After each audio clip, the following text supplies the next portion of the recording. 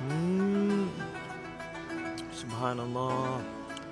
Sedap, besar-besar manis. Pernah tengok orang makan buah tin segar macam ni? Ramai tak tahu buah yang kecil ni sebenarnya luar biasa. Kepada yang ada masalah kronik, amalkan makan buah tin ni. InsyaAllah Allah menjanjikan sesuatu yang baik dalam khasiat buah yang Manisnya semula jadi, lembut dan kaya dengan khasiat yang sangat tinggi. Buah tin bukan sekadar makanan. Ia antara buah yang disebut dalam Al-Quran demi buah tin dan zaitun. Bila Allah bersumpah dengan sesuatu, pasti ada kebaikan besar di sebaliknya. Dari sudut sains moden, buah tin kaya dengan serat, flavonoid dan polifenol. Ia bantu melawan keradangan, turunkan kolesterol dan bersihkan salur darah. Buah tin juga bantu kawal paras gula dalam darah, menjadikannya antara makanan terbaik untuk pesakit kencing manis dan kolesterol tinggi. Di Timur Tengah, buah tin menjadi amalan harian sejak ribuan tahun. Orang Arab menggabungkan buah tin, zaitun, delima, halia dan habatus sauda sebagai makanan sunnah untuk kekal sihat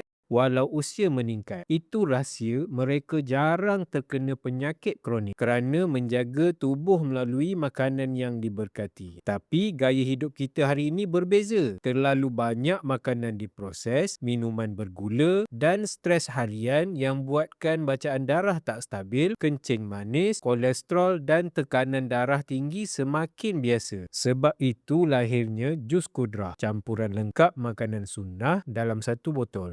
Menggabungkan buah tin, zaitun, delima, lemon, halia, habatus sauda, bawang putih dan cuka apple bersama prebiotik dan probiotik untuk cuci usus dan kuatkan sistem badan secara semula jadi. Jus kudrah diformulasi tanpa gula putih, sesuai diamalkan oleh pesakit kencing manis dan mereka yang menjaga kesihatan. Rasanya masam manis buah semula jadi, ringan, segar dan mudah diminum setiap hari. Jus kudrah bukan sekadar jus kesihatan. Ia simbol ikhtiar, gabungan sains moden dan amalan sunnah zaman Nabi. Bila tubuh sihat, darah kembali stabil, hidup pun jadi lebih tenang dan bertenaga. Kini dengan promosi istimewa, beli 2 percuma 1, beli 3 percuma 2.